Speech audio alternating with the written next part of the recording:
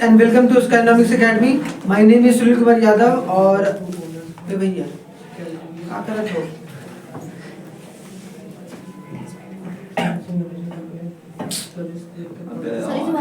मन में पढ़ ले भैया, मन में पढ़ ले। Hello guys and welcome to Skynomics Academy. मेरा नाम सुनील कुमार यादव है और आज हम लोग elasticity of demand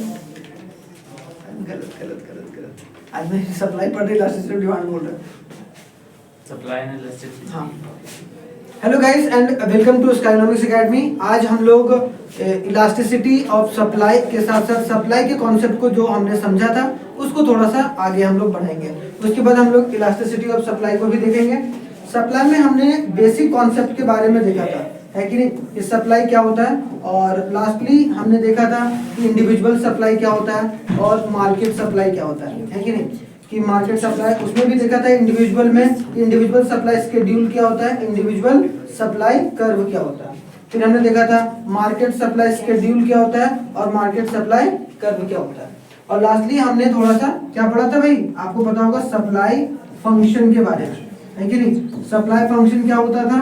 supply function में मैंने बताया था कि वो रिलेशन बताता है क्वांटिटी सप्लाइड और एक तरीके से किसके बीच में, एंड इट्स डिटरमिनेंट्स, मतलब डिटरमिनेंट्स के बीच में जो होते हैं वो उसके रिलेशन को एस्टैब्लिश कौन करता है, सप्लाई फंक्शन। तो हमने यहाँ तक पूरा कर रखा था। आज हम लोग डिटरमिनेंट से शुरू करेंगे। तो अगर देखा जाए फैक्टर्स अफेक्टिंग द सप्लाई या फिर एक तरीके से डिटरमिनेंट्स ऑफ सप्लाई कौन कौन से होते हैं। सबसे पहले क्या होता है, प्राइस ऑफ द कमोडिटी, कि प्राइस की वजह से भी जो है क्वांटिटी सप्लाइड में चेंज आती है। सबसे पहले देखने को मिलेगा डायरेक्ट रिलेशन होता है। क्या होता है? Direct relation between own price of the commodity and it's quantity supplied. मैंने बताया था कि अगर प्राइस बढ़ेगा तो क्वांटिटी सप्लाइड भी बढ़ेगा और अगर प्राइस घटेगा तो क्वांटिटी सप्लाइड भी घटेगा। मतलब दोनों के बीच में कैसा रिलेशन है, सीधा रिलेशन है, डायरेक्ट रिलेशन है। तो हम लोग बोल सकते हैं कि क्वांटिटी सप्लाइड जो होता है वो एक तरीके से अपने प्राइस के ऊपर भी जो डिपेंड करता है उसके हिसाब से भी चेंज हो सकता है या डिटरमाइन किया जा सकता है। दूसरा जो है वो प्राइस ऑफ रिलेटेड गुड्स, मतलब the supply affect by the change in the price of substitute goods और कॉम्प्लीमेंट्री गुड्स।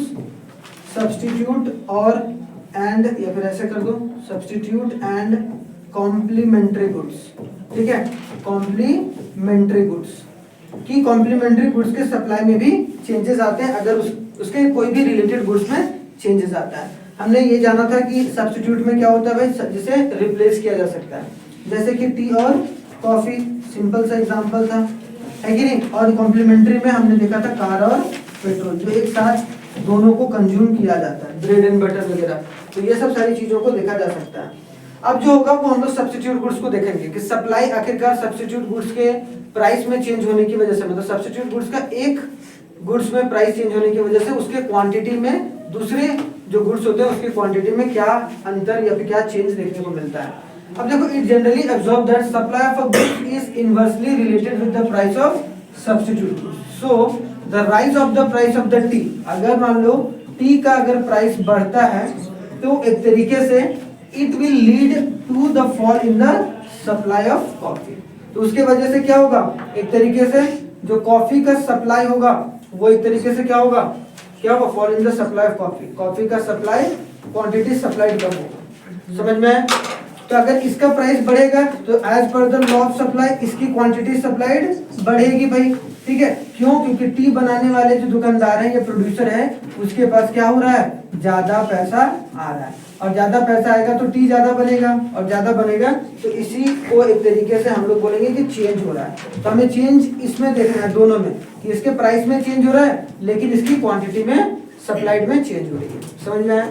तो सब्स्टिट्यूट गुड्स याद रखना कि प्राइस और क्वांटिटी सप्लाइड में, ठीक है, price of one and quantity supply of another, इन दोनों के बीच में कैसा रिलेशन, इनवर्स, डायरेक्ट नहीं रहता है, क्या रहता है, इनवर्स रिलेशन, उल्टा, कि अगर इसका प्राइस बढ़ेगा, अगर एक गुड्स का, कौन से गुड्स का, सब्स्टिट्यूट गुड्स का, तो दूसरे का जो है वो क्वांटिटी सप्लाइड घटेगा। समझ में आया? यहाँ पर कोई दिक्कत नहीं, कोई परेशानी नहीं। आगे देखा जाए complementary goods, it is observe that supply of the goods is direct related to the price of the complementary goods. क्या बोला गया कि अगर बोला गया price of car will lead to an increase in the, मतलब अगर प्राइस होता है किसका बढ़ गया भाई, कार का, तो कार का अगर प्राइस बढ़ जाएगा तो क्वांटिटी सप्लाइड एक तरीके से क्या हो रहा भाई, will lead to the increase in the supply of petrol. ठीक है, तो सप्लाई ऑफ पेट्रोल जो होगा वो आपको बढ़ते हुए नजर आएगा। यहाँ डिमांड के बारे में नहीं बात हो रहा है, किसके बारे में बात हो रहा है, सप्लाई का। तो हम लोग यहाँ ये देखेंगे कि अगर कार का दाम बढ़ गया और लोग जो है वो एक लोगों को छोड़ दो कि मतलब अगर प्राइस बढ़ने के बाद कंपनी के पास ज्यादा पैसा आएगा, और ज्यादा पैसा आएगा तो एक तरीके से ज्यादा बनाएगा, और ज्यादा बनाएगा तो ज्यादा बेचेगा, और ज्यादा बेचेगा तो उसके साथ वाला गुड्स भी ज्यादा बिकेगा, जिसकी वजह से क्वांटिटी सप्लाइड भी बढ़ जाता है। ठीक है, तो ये जरूर याद रखना दोनों। तो इनमें जो कॉम्प्लीमेंट्री गुड्स में होता है उनमें क्या रहता है, price of one goods is directly proportional to the quantity supplied of other goods. समझ गए, इसमें इनवर्सली प्रोपोर्शनल, इसमें डायरेक्टली प्रोपोर्शनल सप्लाई के मामले में। आगे आ जा भाई, थर्ड कौन सा है, गोल ऑफ द फर्म। अगर फर्म का जो गोल है उसके हिसाब से, किसी का गोल रहता है कि मेरे को ज्यादा प्रोड्यूस करना है, किसी को रहता है कम प्रोड्यूस करना है। If a goal of the firm to maximise profit, अगर मान लो कि किसी भी कंपनी का या फिर जो प्रोड्यूसर है उसका गोल है कि मेरे को ज्यादा से ज्यादा प्रॉफिट चाहिए, तो प्रॉफिट चाहिए तो क्या होगा, more quantity of commodity will be offered on at a higher price. तो वहां पर क्या होगा, हायर प्राइसेस पर ज्यादा क्वांटिटी सप्लाई होगा, है कि नहीं, सिंपल सी बात है। ऑन द अदर हैंड अगर देखा जाए, if the goal of the firm to maximise sales, अगर उसका गोल क्या है कि हमें सेल्स को बढ़ाना है, तो more will be supplied even at the same price. तो प्राइस सेम भी रहेगा, थोड़ा बहुत चेंज भी होगा, लेकिन वो क्या चाहेगा कि मेरा एक तरीके से ज्यादा क्या हो, सेल्स हो। ठीक है, सेल्स बढ़े, तो सेल्स बढ़ाकर ही वो एक तरीके से, क्योंकि उसका गोल ही है सेल्स को बढ़ाना। इसका गोल क्या था कंपनी का, मैक्सिमाइज करना किसको, प्रॉफिट को। तो प्रॉफिट को कब मैक्सिमाइज कर पाएगा, जब वो एक तरीके से ज्यादा प्राइस पर बेचेगा, तभी उसको ज्यादा प्रॉफिट हो पाएगा। क्लियर। लास्ट फोर्थ पार्ट देखते हैं इसका। फोर्थ जो फैक्टर है, ये डिटरमिनेंट्स है, वो क्या है, price factor of the production. Price of the factor of production. Factor of production कितने होते हैं भाई, 4 होते हैं, बार बार बता रखा है। कौन कौन होता है, लैंड लेबर, लैंड होता है, लेबर होता है, कैपिटल होता है और एंटरप्रेन्योर होता है, या एंटरप्राइज लिख लो। ठीक है, एंटरप्राइज। तो इस पर भी डिपेंड करता है कि सप्लाई कैसा होगा। तो बोला जा रहा है with the rise in the price of factor of production. अगर मान लो पहले से ज्यादा जो रकम है वो लेबर एक तरीके से ले रहा है, मतलब वेजेस बढ़ गए, मतलब जो लेबर वेज लेता था वो बढ़ गया। The cost of production also increase. समझ में आ रहा है मैंने क्या बोला, कि अगर जो पहले वेतन देते थे हम लेबर को, अगर वो बढ़ गया तो उसकी वजह से क्या होगा, प्रोडक्शन का कॉस्ट, प्रोडक्शन कॉस्ट वो क्या होगा, बढ़ेगा। होगा कि नहीं होगा, पहले से ज्यादा एक तरीके से जो है पैसा लगने लगेगा भाई, प्रोडक्शन कॉस्ट बढ़ेगा। And which results in the decrease in the supply. अब जब प्रोडक्शन कॉस्ट बढ़ेगा तो एक तरीके से क्या होगा, सप्लाई में डिक्रीज होगा, due to the lesser profit margin and vice वर्सा।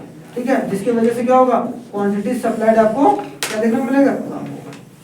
क्योंकि ये प्राइस अपने आप से नहीं बढ़ा है, ये प्राइस कंपनी नहीं बढ़ा है, ये किसकी वजह से हुआ है, वेजेस के बढ़ने की वजह से हुआ है। कि पहले एक कार को बनाने के लिए कंपनी या फिर जो लेबर था वो लेता था मान लो 1000 रुपये पर दिन, अब जो है वो 1500 ले रहा है। तो प्रोडक्शन ज्यादा हो, अब ज्यादा प्रोडक्शन कॉस्ट हो गया, पैसा बढ़ गया भाई, अब जिसकी वजह से वो कम सप्लाई करेगा। क्यों, क्योंकि उसको प्रॉफिट कम होना शुरू होगा। और इसी के जस्ट उल्टा, अगर वेजेस कम होगा, मान लो कि फैक्टर ऑफ प्रोडक्शन जितने भी हैं, ये सब रेंट कम हो गया, कुछ भी कम हो गया, तो वेजेस कम हो गया, तो कॉस्ट ऑफ प्रोडक्शन क्या होगा, कॉस्ट ऑफ प्रोडक्शन घटेगा। तो कॉस्ट ऑफ प्रोडक्शन अगर घटेगा तो वो कंपनी ज्यादा से ज्यादा एक तरीके से क्वांटिटी सप्लाई करेगी। ठीक है, ये समझ के चलना है, इंपॉर्टेंट है।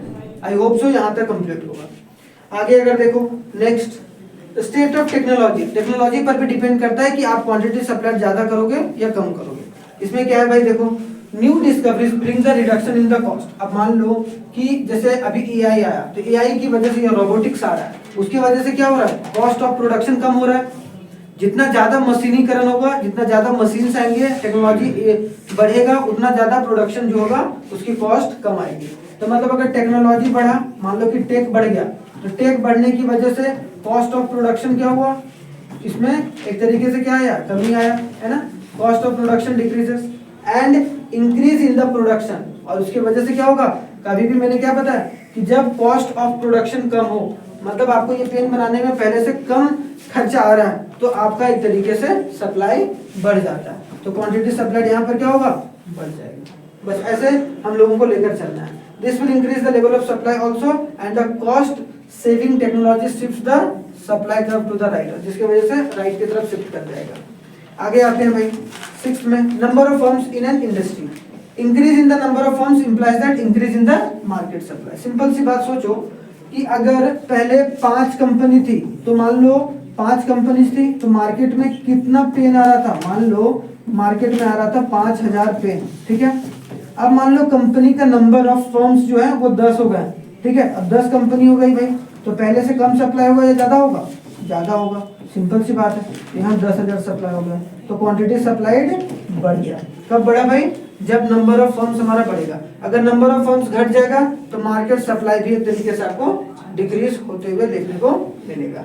And increase in the number of firms shift the market supply curve to the right. कभी भी राइट शिफ्ट होता है तो वो इंक्रीज होता है कि नहीं होता है, मैंने डिमांड में भी बताया था आपको कि कभी भी कोई राइट शिफ्ट होता है, इसका मतलब ये समझना है कि वो इंक्रीज हो रहा है। और यहाँ सप्लाई के बारे में बात हो रहा है, तो हम लोग यहाँ क्या बोलेंगे, क्वांटिटी सप्लाइड इंक्रीज हो रहा है, ठीक है। अगर लेफ्ट शिफ्ट के बारे में बात करेंगे तो क्वांटिटी सप्लाइड डिक्रीज हो रहा है, ठीक है। तो याद रखना है। तो यहाँ क्या समझ में आया भाई कि number of firms in an industry की वजह से भी क्वांटिटी सप्लाइड में जो है वो इंक्रीमेंट आता है उसके बढ़ने पर।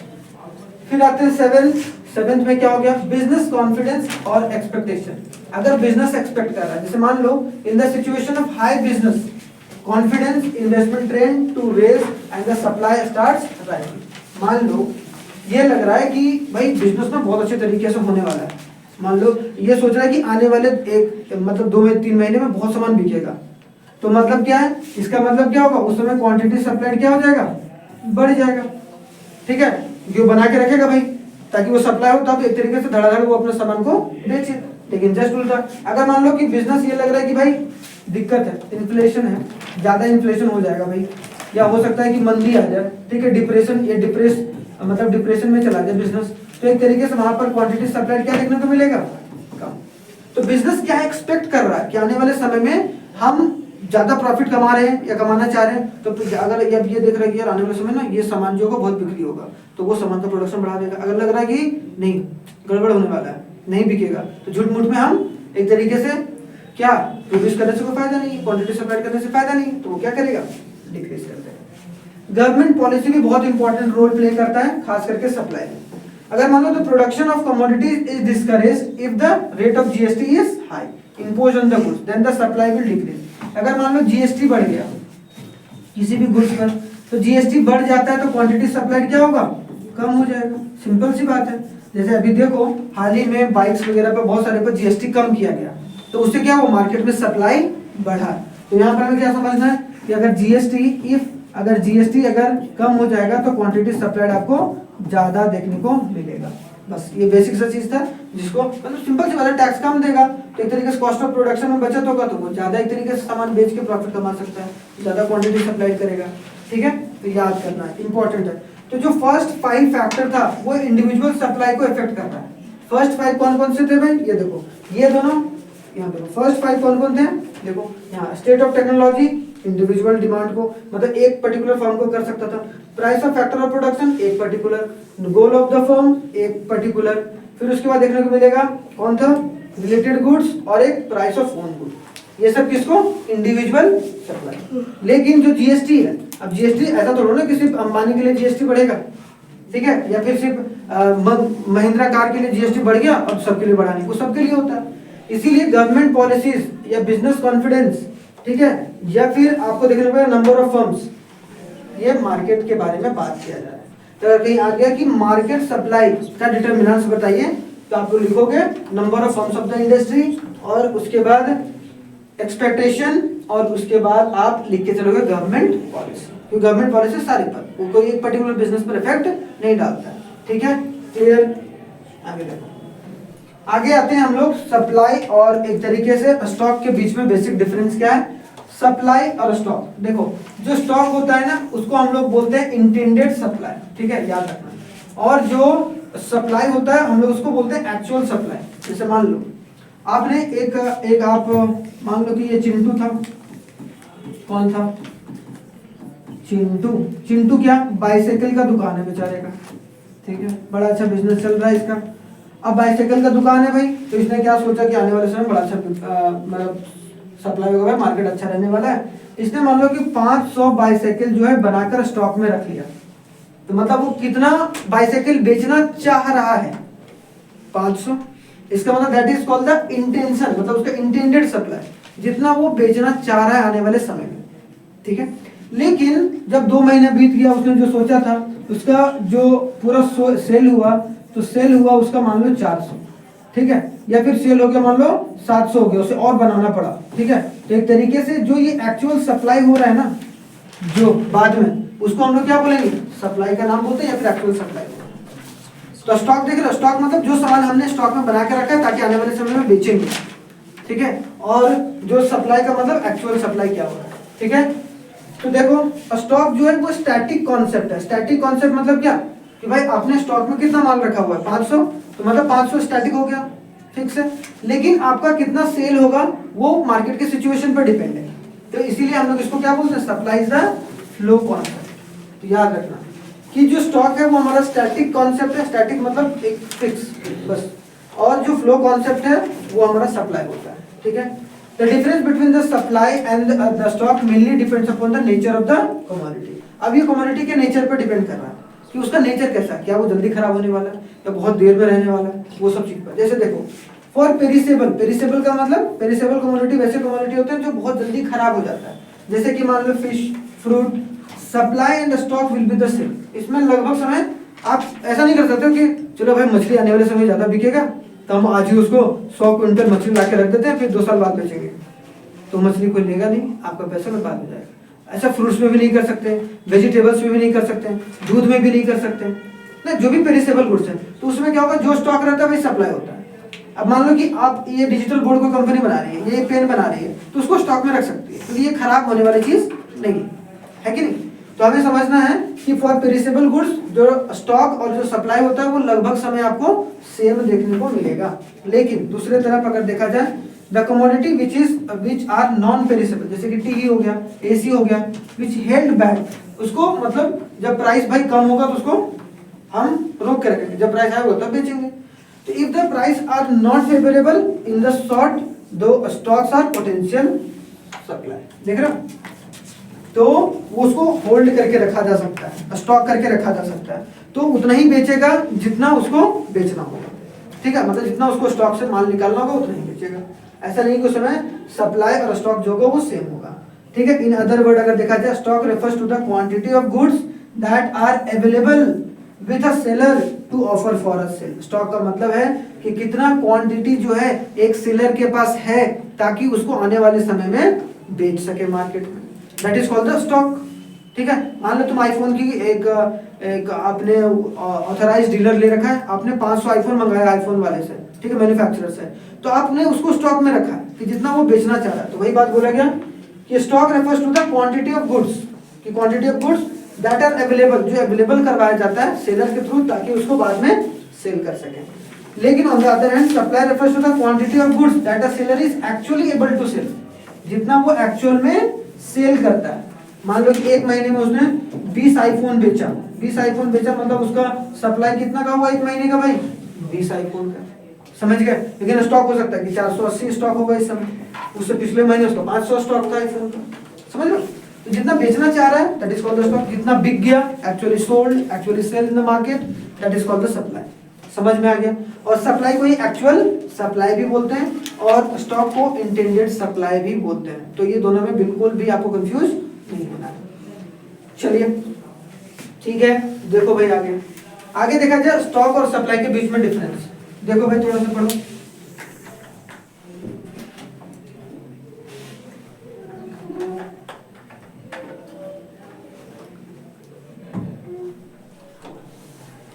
देखो स्टॉक और सप्लाई के बीच में बेसिक डिफरेंस अगर देखा जाए, स्टॉक स्टॉक मैंने बताया कि it is the total amount of commodity which is in the custody of the seller, जो किसके कस्टडी में, किसके पास रखा हुआ है, सेलर के पास। So it is intended supply. और स्टॉक जो है वो depends upon the output, output पर डिपेंड कर रहा है कि कितना जो स्टॉक है उसे रखना है कि नहीं रखना है। ठीक है, स्टॉक इज इक्वल टू, अगर बोला जाए 4000 kg ऑफ राइस, मान लो कि तुम्हारे मिल में अभी रखा हुआ स्टॉक, तो क्या हो जाएगा वो स्टॉक। अगर देखा जाए सप्लाई में, supply is equal to 900 kg for a sale at a 50 kg। अभी आपने उसको बेचा, मान लो कितना, 50 रुपये में आपने 900 किलो बेच दिए, इसका मतलब that is called the supply. Supply depends upon the stock and the price of the market. Supply आप कितना करोगे वो इस पर डिपेंड करता है कि आपके पास स्टॉक कितना है। आपके पास स्टॉक 5 पे, मान लो कि आईफोन है, तो आप 10 आईफोन तो बेचोगे नहीं, उतना ही बेचोगे। या तो उस पर डिपेंड करता है, या तो किस पर, प्राइस ऑफ द मार्केट। अगर प्राइस अच्छा है, अच्छा मार्केट प्राइस मिल रहा है तो आप बेचोगे, नहीं तो घाटे में तो बेचोगे नहीं। आप देखो जैसे टीवी फ्री लेने जाते हो, अगर मान लो कि आपने डिस्काउंट मांगा, वो डिस्काउंट नहीं दिया, ठीक है, बोला कि नहीं भाई नहीं पड़ेगा, नहीं बेचेगा, तो नहीं बेचेगा। क्यों? क्योंकि एक तो वो पेरिसेबल गुड्स नहीं है, वो खराब होने वाला नहीं है। लेकिन जब सब्जी वाला मार्केट में चल जाओ, शाम आते आते सब्जी सस्ता हो जाता है। क्यों? क्योंकि उसको बेचना है, नहीं तो उसको जो भी पैसा आ रहा है वो भी नहीं आएगा, अगले दिन वो सब्जी सड़ जाएगी। तो एक तरीके से उसमें सप्लाई जो तुरंत करना पड़ता है। आप उसमें थोड़ा बहुत कम पैसा मिल रहा है तो आप कर सकते हो, लेकिन इसमें होल्ड करके रखा जा सकता है। ठीक है, कौन? जो नॉन पेरिसेबल है। तो supply is the part of the stock which are seller is ready to sell at a certain price during a certain period of time. जिस भी प्राइस पर जितना भी समय में बेचने वाला है उसको हम लोग सप्लाई बोलेंगे, या बेच रहा है। ठीक है, या बेचा। क्लियर? अब आते हैं हम लोग आगे मूवमेंट और शिफ्ट के ऊपर। ठीक है, किसका? मूवमेंट और शिफ्ट। और उसके पहले हम लोग क्या डिस्कस करेंगे? Law of supply. अब यहाँ पर देखो, सबसे पहले law of supply. Law of supply का बेसिक फीचर्स मैंने बता रखा है। कल जो हमारा डिस्कशन होगा वो मूवमेंट एंड सप्लाई में डिस्कशन होगा, लेकिन आज हम लोग पढ़ेंगे लॉ ऑफ सप्लाई को। अब लॉ ऑफ सप्लाई का मतलब क्या, वो समझ। Law of supply states that, हमने बताया कि law of supply states that जब प्राइस बढ़ रहा है तो क्वांटिटी सप्लाइड भी बढ़ रहा है, और जब प्राइस कम हो रहा है तो क्वांटिटी सप्लाइड भी कम हो रहा है। ठीक है, इसका बेसिक फीचर्स यही था। ठीक है, तो प्राइस बढ़ रहा है तो क्वांटिटी सप्लाइड भी बढ़ रहा है, और प्राइस घट रहा है तो, और other thing remains constant, and other things remains constant. तो क्या बोला? Law of supply states that keeping other thing constant, अगर the direct and positive relation between the price of commodity and quantity supply, direct relation, ये बढ़ रहा है तो ये भी बढ़ रहा है, और ये घट रहा है तो ये भी घट रहा है, दोनों के बीच में कैसा रिलेशन है? डायरेक्ट। जैसे कि इसका हमने बताया भी था, क्या था? प्राइस यहाँ है भाई, क्वांटिटी यहाँ है, जो प्राइस बढ़ा तो क्वांटिटी सप्लाइड भी बढ़ गया, तो इसका स्लोप क्या होता है? अपवर्ड। कल भी मैंने बताया था इसको, ये तो ध्यान में रखना ही है। ठीक है, यहाँ Q से Q1 हो। आई बात समझ में? ठीक है, बहुत इंपॉर्टेंट है, जो कि समझ कर करना है। What do you mean by assumptions of law of supply? assumptions क्या है? assumptions में क्या देखें? किसी प्राइस चेंज हो रहा है, उसके अलावा सारे फैक्टर्स कांस्टेंट हैं। सिर्फ क्या हो रहा है change? Only price will change, only price will change. उसके सारी चीजें एज्यूम क्या करके चलते हैं? कांस्टेंट है। कि भाई इनपुट प्राइस जो लगा होगा, जो भी रॉ मटेरियल का प्राइस है वो कांस्टेंट है, उसमें कोई भी बदलाव नहीं आया होगा। ठीक है, प्राइस ऑफ रिलेटेड गुड्स मतलब क्या, कि ना तो उसके सब्स्टिट्यूट गुड्स में, ना ही कॉम्प्लीमेंट्री गुड्स में कोई बदलाव आया, वो क्या है? कांस्टेंट है। ठीक है, नहीं तो फिर उसके हिसाब से काम करने लगेगा ना। ठीक है, गोल ऑफ द प्रोड्यूसर भाई चेंज नहीं हुआ, जो पहले गोल था वही था। अगर गोल ऑफ द प्रोड्यूसर चेंज होगा तो उसके हिसाब से फिर काम करने लगेगा। टेक्नोलॉजी में चेंज नहीं हुआ, जो टेक्नोलॉजी पहले था वही टेक्नोलॉजी। नहीं तो अगर टेक्नोलॉजी अगर आ गया तो एक तरीके से उसका सप्लाई भी तो बढ़ जाएगा ना। फिर सप्लाई किसके हिसाब से बढ़ रहा है? Quantity supply. फिर प्राइस यहाँ पर रोल प्ले कम करने लगेगा। इसीलिए ये सब सारी चीजें कांस्टेंट। गवर्नमेंट पॉलिसी, सरकार ने जीएसटी वगैरह बिल्कुल भी चेंज नहीं करा। फिर आगे देखा, market expectation does not change, तो मार्केट एक्सपेक्टेशन भी चेंज नहीं हुआ। ठीक है, तो ये सब सारी चीजें थी जिसको यहाँ पर आप समझ सकते हैं। कल जो होगा कुछ एक्सेप्शंस ऑफ लॉ ऑफ, जो आपको देखने को मिले, कौन है, क्या नाम है भाई उसका? देखो कल हम लोग क्या क्या पढ़ेंगे। एक तो एक्सेप्शन को हम लोग पढ़ेंगे, क्या पढ़ेंगे भाई? Exception of law of supply. Law of supply का एक्सेप्शन क्या होगा उसको देखेंगे। और उसके साथ साथ मूवमेंट एंड शिफ्ट देखेंगे, ठीक है, movement and shift in supply curve, ठीक है, किस तरीके से सप्लाई कर्व में मूवमेंट और शिफ्ट जो है वो देखने को मिल रहा है, ठीक है। ये दोनों कल हम लोग देखकर और खत्म करेंगे इस चैप्टर को, जो कि पार्ट नंबर 3 होगा, ठीक है। तो पार्ट 3 में हम लोग ये सब पढ़ने वाले हैं। याद रखना कि exception of law of demand में क्या होता है कि जस्ट उल्टा काम करेगा लॉ ऑफ सप्लाई के जैसा, नहीं करेगा काम। मतलब क्या होगा, प्राइस अगर घटेगा तो वहां पर क्वांटिटी सप्लाइड क्या हो रहा है, बढ़ेगा। तो ये कौन से सिचुएशन में होता है उसको देखेंगे। जब प्राइस बढ़ेगा तो क्वांटिटी सप्लाइड क्या होगा, घटेगा। अगर ऐसी सिचुएशन कोई कर रहा है या ऐसा कोई कमोडिटी में हो रहा है, इसका मतलब वो क्या है, एक्सेप्शन है, exception of law of supply, ठीक है। तो चलिए, थैंक यू वेरी मच, जय हिंद, मिलते हैं नेक्स्ट वीडियो में। तब तक आप लोग अपना बहुत बहुत ख्याल रखिएगा, धन्यवाद।